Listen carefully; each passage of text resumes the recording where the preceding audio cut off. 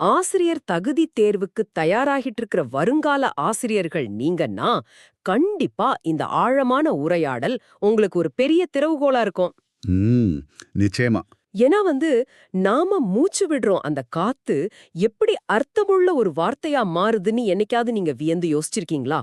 இப்போ நவீன அனாட்டமி, அதாவது உடற்கூறியல், அப்புறம் ஒலியல் அறிவியல் எல்லாம் உலகெங்கும் வளர்வதற்கு பல நூற்றாண்டுகளுக்கு முன்னாடியே நம்ம தமிழர்கள் ஒலிய ரொம்ப துல்லியமா அளந்து வச்சிருக்காங்க.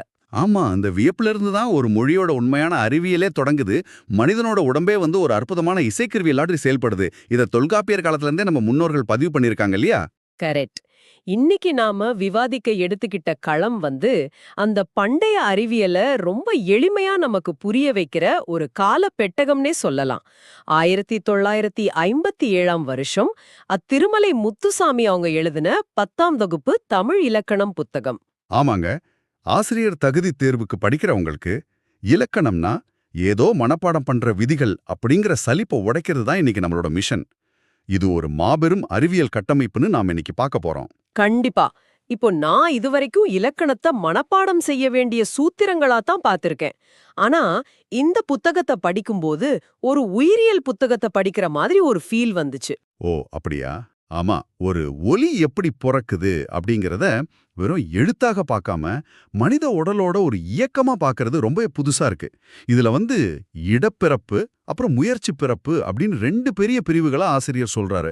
இதை நம்ம எப்படி புரிஞ்சுக்கிறது? இத ரொம்ப ஈஸியா நம்ம உடம்பையே ஒரு லேப் மாதிரி, அதாவது ஒரு ஆய்வகமா மாத்தி புரிஞ்சுக்கலாம். இப்ப ஃபர்ஸ்ட் இடப்பிறப்பு அப்படின்னா என்னன்னு பாப்போம். நம்ம நுரையீரல்ல இருந்து ஒரு காத்து வெளியே வருது இல்லையா? ஆமா. அந்த காத்து நம்ம உடம்போட எந்த பகுதியில தங்கி அது உடைஞ்சு ஒளியா மாறுது அப்படிங்கிறது தான் இடப்புறப்பு. அந்த இடங்கள் முக்கியமா 4 இருக்கு. மார்பு, கழுத்து, மூக்கு, அப்புறம் தலை. ஓ, 4 இடங்களா? ஆமா. உதாரணத்துக்கு ஆ ஆ மாதிரியான உயிரெழுத்துக்களை நீங்க உச்சரிச்சு பாருங்களேன். அந்த ஒலி நேரடியாக தொண்டையில இருந்து, அதாவது கழுத்து பகுதியிலிருந்து எந்த தடையும் இல்லாம வெளியே வரதை நீங்க உணரலாம். ஆமா. ஆ அப்படின்னு சொல்லும்போது தொண்டையிலே ஒரு அதிர்வு இருக்கிறத டைரக்டாவே உணர முடியுது. அப்போ நாம சின்ன வயசுல படிச்ச வல்லினம், மெல்லினம், இடையினம் இதெல்லாம் கூட இந்த அடிப்படையில தான் பிரிச்சிருக்காங்களா? ரொம்ப சரியான கேள்வி. கரெக்டா யோசிக்கிறீங்க. அப்போ இந்த வல்லின எழுத்துக்கள்லாம் எங்க பிறக்குது? இப்போ க, ச, ட, த, ப, ர இந்த 6 வல்லின மெய்யெழுத்துக்களையும் சொல்லி பாருங்க. அத சொல்லும்போது கழுத்தை விட கீழே மார்பு பகுதியில ஒரு அழுத்தம் தேவைப்படும். ஓ, அதனாலதான் அது வன்மையான ஒலிகளா? ஆமா, மார்பை இடமாக கொண்டு பிறக்கிறதால தான் அது வல்லினம். அதே போல ங, ஞ, ந, ந, ம, ந இந்த மெல்லின எழுத்துக்கள் மூக்கை இடமாக கொண்டு பிறக்குது. சளி பிடிச்சிருக்கும் போது நம்மால இந்த எழுத்துக்களை சரியா உச்சரிக்க முடியாது. கவனிச்சிருக்கீங்களா? ஆமா ஆமா, மூக்கு அடைக்கும் போது அது ரொம்ப கஷ்டம். கரெக்ட். அப்புறம் யா, ரா, லா, வா, ழா, லா இந்த இடையின எழுத்துக்கள் கழுத்தையும் ஃப அப்படிங்கிற ஆயுத எழுத்து தலையையும் இடமாக கொண்டு பிறக்குது. இது நிஜமாவே ரொம்ப ஆச்சரியமா இருக்கு. அப்போ பாத்தீங்கன்னா இந்த எழுத்துக்கள் கடினமானவையா மென்மையானவையா அப்படிங்கறத வெறும் சவுண்ட வச்சு மட்டும் அவங்க பிரிக்கல. அது உடம்போட எந்த உறுப்புல இருந்து காத்த எடுத்துக்குது அப்படிங்கறத வச்சு பிரிச்சிருக்காங்க. கண்டிப்பா, அது ஒரு தூய்மையான அறிவியல். சரி, இப்போ காப்பு மார்பிலோ மூக்கிலோ தங்கிடுச்சு, அது இடப்பிறப்பு. அதுக்கப்புறம் எப்படி அது ஒரு குறிப்பிட்ட எழுத்தாக வடிவமாக மாறுது? இங்கதான் நீங்க சொன்ன அந்த முயற்சி பிறப்பு வருதா? 100க்கு 100 உண்மை.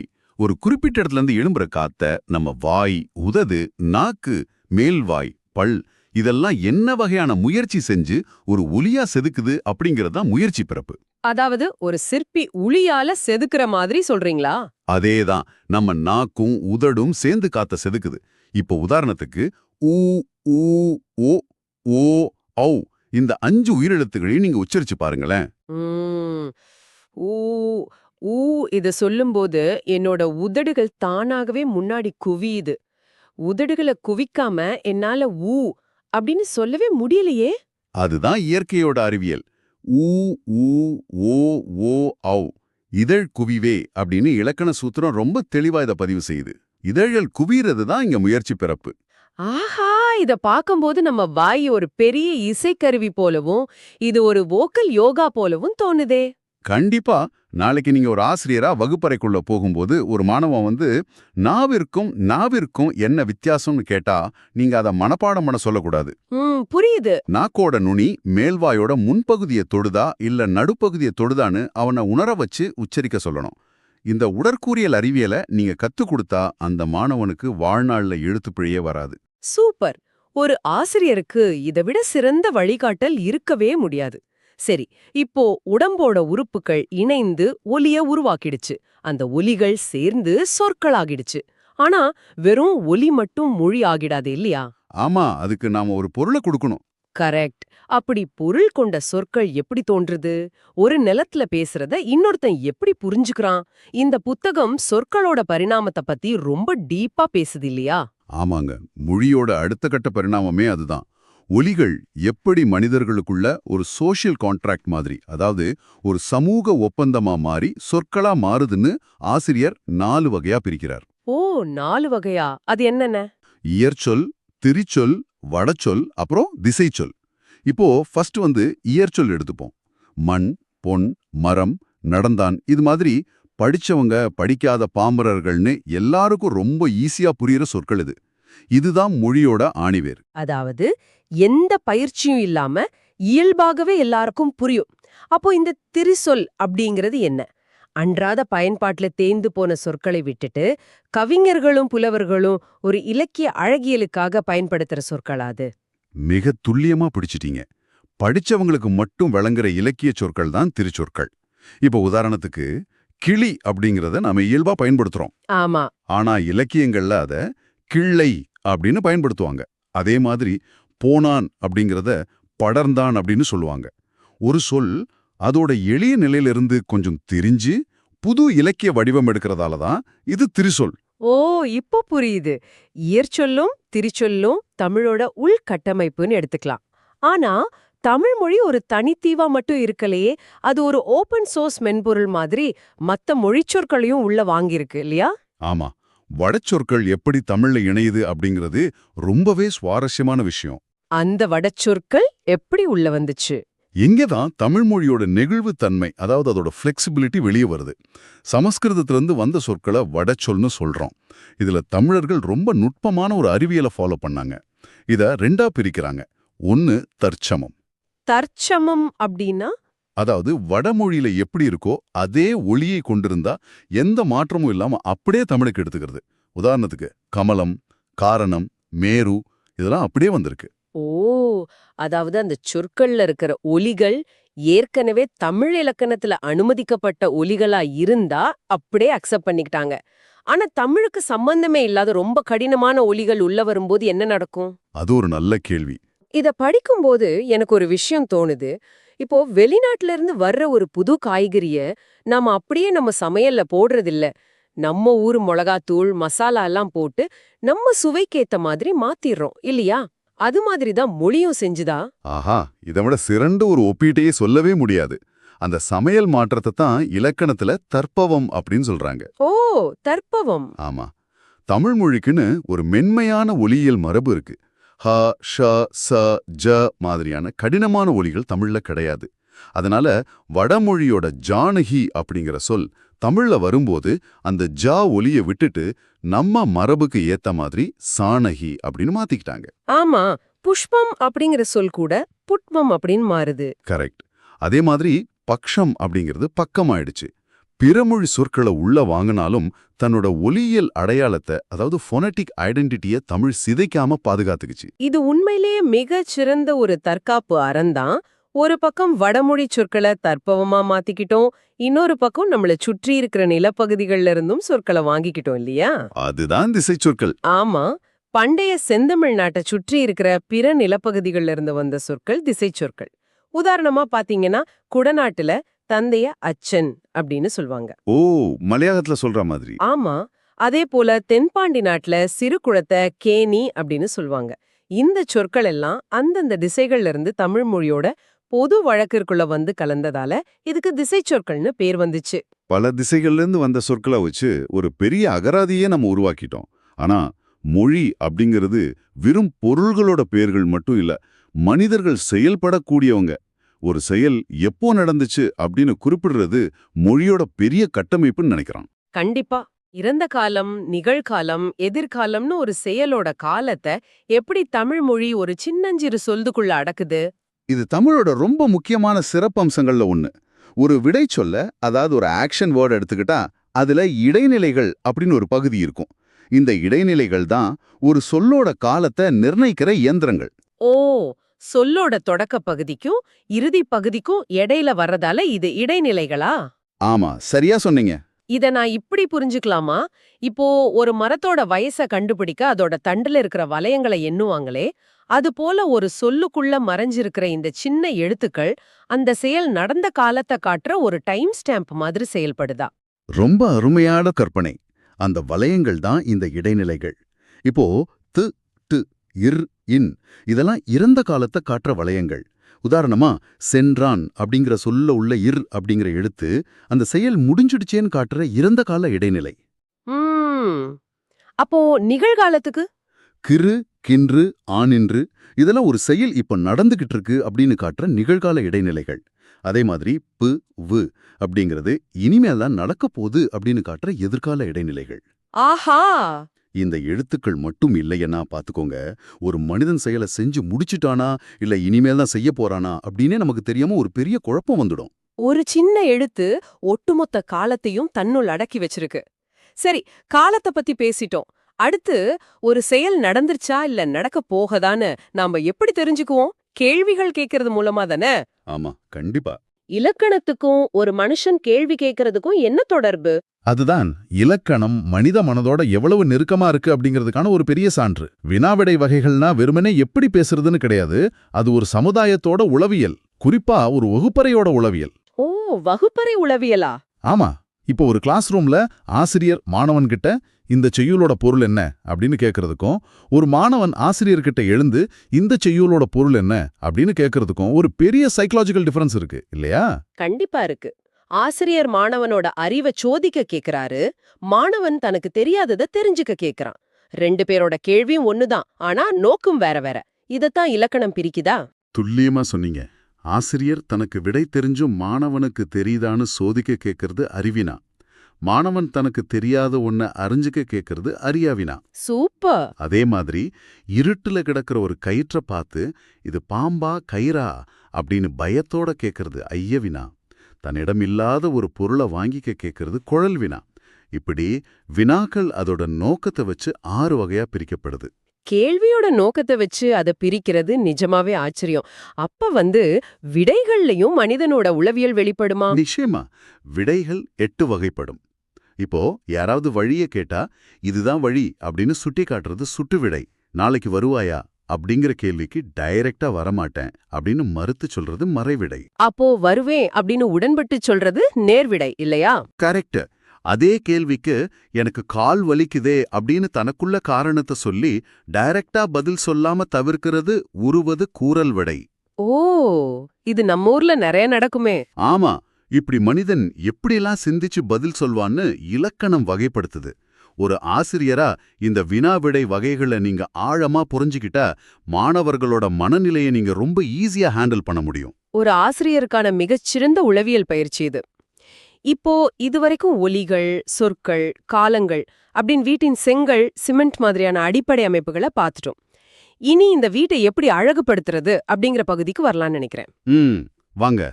மொழியோட அழகியலை தீர்மானிக்கிற ஓமை, அப்புறம் உருவகம், இத பத்தி பேசணும்.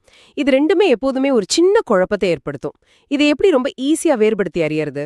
உவமைக்கும் உருவகத்துக்கும் உள்ள வித்தியாசம் பாத்தீங்கன்னா தூரத்துக்கும் நெருக்கத்துக்கும் உள்ள வித்தியாசம்தான். ஓ, எப்படி? இப்போ தாமரை போன்ற முகம் அப்படின்னு நம்ம சொல்றோம். இதுல ஒரு அழகான பெண்ணோட முகத்தை தாமரைக்கு ஒப்பிடுறோம். போன்ற அப்படிங்கிற உவம உருபிய வெளிப்படையா வந்திருக்கு.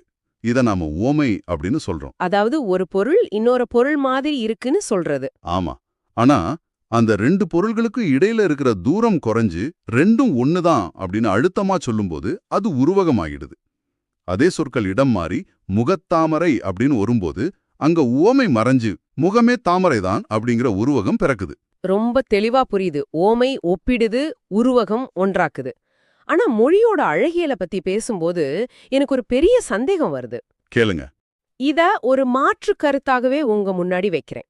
இந்த புத்தகத்துல நடை பத்தி பேசும்போது பிழையில்லாத செந்தமிழ் நடைய ஆதரித்தும் மக்கள் அன்றாடம் பேசுற கொச்சை நடைய தவிர்க்கச் சொல்லியும் சொல்லியிருக்காங்க. ஆனா மொழி ஒரு நதி மாதிரி ஓடிக்கிட்டே இருக்கணும், மக்கள் எப்படி பேசுறாங்களோ அதுதானே உயிருள்ள மொழி. ஒரு பாமரனோட மொழிய ஏன் இலக்கணம் ஒதுக்குது?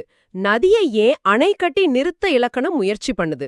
உங்களோட இந்த மாற்று கருத்து ரொம்ப ஆழமானது, நியாயமானதும் கூட. மொழி அப்படிங்கிறது நதி தான், அது ஓடிக்கிட்டே தான் இருக்கணும், அதுல எந்த சந்தேகமும் இல்லை. நான் நதி ஓடலாம், அதோட கரைகள் உறுதியா இருக்கணும் இல்லையா? அந்த கரைகள் தான் இலக்கணம். பேச்சு மொழி அப்படிங்கிறது ஒவ்வொரு 10 மைலுக்கும் மாறும் தன்மை கொண்டது. காலம் செல்ல செல்ல அது மறுவிக்கிட்டே இருக்கும். ஆமா, வட்டார வழக்குகள் நிறைய இருக்கு. கரெக்ட். ஒரு 100 வருஷத்துக்கு முன்னாடி சாதாரண மக்கள் தெருவுல எப்படி பேசுனாங்க அப்படிங்கறது இன்னைக்கு நமக்கு தெரியாது, அது காத்தோட கலந்துருச்சு. ஆனா எழுத்து இலக்கணம், அதாவது இந்த செந்தமிழ் நடை அப்படிங்கிறது பல நூற்றாண்டுகளா மொழிய சிதையாம பாதுகாத்து தலைமுறைகளை இணைக்கிற ஒரு பாலம். ஓ, அந்த எழுத்து மொழி அப்படிங்கிற தரப்படுத்தப்பட்ட ஸ்டாண்டர்ட் கட்டமைப்பு இல்லனா பழங்காலத்து அறிவை நாம இழந்துடுவோம்னு சொல்றீங்களா? ஆமாங்க. தொல்காப்பியர் காலத்து தமிழ் வேற, சங்க காலத்து தமிழ் வேற, இன்றைய தமிழ் வேற. ஆனா அந்த எழுத்து இலக்கணம் அப்படிங்கிற கரைகள் இருந்ததால தான் 2000 வருஷத்துக்கு முந்தைய திருக்குறளையும் அகநானூற்றையும் இன்னைக்கு நம்மால படிச்சு புரிஞ்சுக்க முடியுது. பாமரனோட மொழி காலத்தின் தேவையை தீர்க்கும், ஆனா செந்தமிழ் நடை காலத்தையே கடந்து நிற்கும். அப்படியானால் நாம அன்றாடம் பயன்படுத்துற மரபு அப்படிங்கிறதும் அந்த பாலத்தோட ஒரு பகுதிதானா? நிச்சயமா.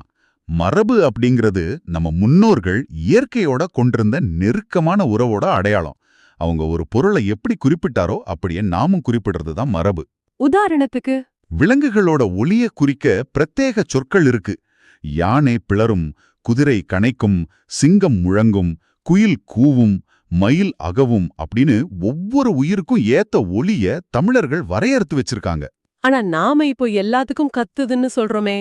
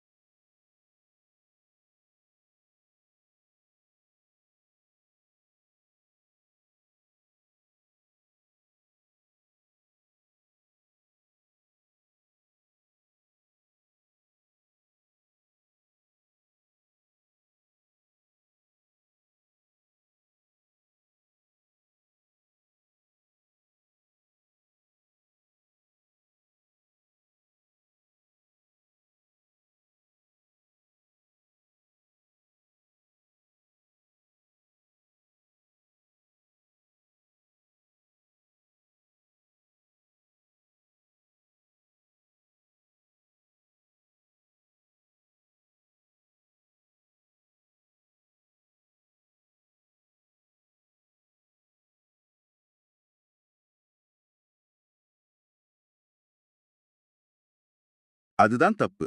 எல்லாத்துக்கும் கத்துக்கிறது அப்படின்னு சொல்றது, அதாவது யானை கத்துது, குயில் கத்துது அப்படின்னு சொல்றது மரபு பிழை. மரபு சொற்களை கத்துக்கிறதன் மூலமா இயற்கையை கூர்ந்து கவனிச்ச நம்ம முன்னோர்களோட நுட்பமான அறிவை உங்க மாணவர்களுக்கு நீங்க கடத்த முடியும். இது வெறும் வார்த்தைகள் அல்ல, இது ஒரு மாபெரும் கலாச்சார பதிவு. நாம எப்படிப்பட்ட ஒரு வரலாற்று தொடர்ச்சியில இருக்கோம் அப்படிங்கறத இந்த மரபுச் சொற்கள் நமக்கு நினைவூட்டுது. நாம இந்த ஆழமான உரையாடலோட இறுதி பகுதிக்கு வந்துட்டோம். ம். ஒரு சின்ன மூச்சு காத்து மார்பிலும் மூக்கிலும் பட்டு உதடுகளோட அசைவாட செதுக்கப்பட்டு எப்படி ஒளியா பிறக்குது அப்படிங்கிற உடற்கூறியல்ல தொடங்கணும். அந்த ஒளிகள் எப்படி திரிசொற்களாகவும் வடமொழி மற்றும் பிற திசைகள்லேருந்து வர்ற சொற்களை தற்பவமா உள்வாங்கிற சமையல் கலையாகவும் மாறுச்சுன்னு பார்த்தோம். ஆமா, அது மட்டும் இல்லாம காலத்தை காட்டுற கல்வெட்டுகளான இடைநிலைகள் பத்தியும் ஒரு வகுப்பறையோட உளவியல ரொம்ப துல்லியமா படம் பிடிச்சு காட்டுற வினாவிடை வகைகள் பத்தியும் நாம ஆழமா விவாதிச்சோம். கண்டிப்பா. கடைசியா காலங்களை இணைக்கிற பாலமான செந்தமிழ் நடையையும் இயற்கையை ரசிக்கிற மரபையும் பத்தி பேசணும். ஆமா, 1957ஆம் வருஷத்தோட இலக்கண புத்தகம் அப்படிங்கிறது வெறும் விதிகளை திணிக்கிற புத்தகம் இல்ல. அது ஒரு அற்புதமான அறிவியல், வரலாறு மற்றும் உளவியல் பெட்டகம் அப்படிங்கிறது இப்போ ரொம்ப தெளிவா புரியுது. ஆசிரியர் தகுதி தேர்வுக்கு தயாராகிற வருங்கால ஆசிரியர்களே, இலக்கணம் அப்படிங்கிறது வெறும் தேர்வுல கேட்கப்படுற மதிப்பெண்களுக்கான குறியீடு அப்படிங்கிற எண்ணத்தை இன்னையோட மாத்திக்கோங்க. இது நீங்க அடுத்த தலைமுறைக்கு கடத்தப் போற மாபெரும் சிந்தனை கட்டமைப்பு. சூப்பரான வார்த்தைகள். ஒலிகளை உடலால் உணர்ந்து படியுங்கள். ஒவ்வொரு சொல்லுக்கும் பின்னாலும் இருக்கிற வரலாற்றை தேடுங்க. அதுவே உங்களை ஒரு சாதாரண ஆசிரியர்ல இருந்து ஒரு சிறந்த வழிகாட்டியா உருவாக்கும். மிகச் சிறப்பான வழிகாட்டல். இந்த உரையாடலை முடிக்கிறதுக்கு முன்னாடி கேட்டுக்கிட்டு இருக்கிற உங்களுக்கும் குறிப்பா நாளைய ஆசிரியர்களுக்கும் ஒரு சிந்தனைக்கான கேள்வியை விட்டுட்டு போக விரும்புறேன். பழங்காலத்திலேயே பிற திசை சொற்களையும் கடினமான வட சொற்களையும் தமிழ் எப்படி தனக்கேத்த தற்பவமா ஒரு நெகிழ்வுத் தன்மையோடு உள்வாங்குச்சுன்னு பார்த்தோம். ஆமா, அப்படியானால் இன்றைய டிஜிட்டல் யுகத்துல இணையத்திலையும் AI அப்படிங்கிற செயற்கை நுண்ணறிவிலையும் உருவாகிற எண்ணற்ற புது புது தொழில்நுட்ப வார்த்தைகள் நாளைய இலக்கண புத்தகங்கள்ல புதிய திசைச்சொற்களா மாறுமா? ரொம்ப சுவாரஸ்யமான கேள்வி. இன்னைக்கு இன்டர்நெட்ல நாம விளையாட்டா பயன்படுத்துற மீம்ஸ் வார்த்தைகள் நாளைக்கு இலக்கியங்கள்ல திருச்சொற்களா உருவெடுக்குமா? ஒரு ஆசிரியரா காலத்தை நோக்கி ஓடுற மொழியோட இந்த அடுத்த கட்ட பரிணாமத்தை நீங்க எப்படி எதிர்கொள்ள போறீங்க? எப்படி பாடம் நடத்த போறீங்க? யோசிச்சு பாருங்க. மீண்டும் ஒரு சுவாரஸ்யமான தேடல்ல சந்திப்போம்.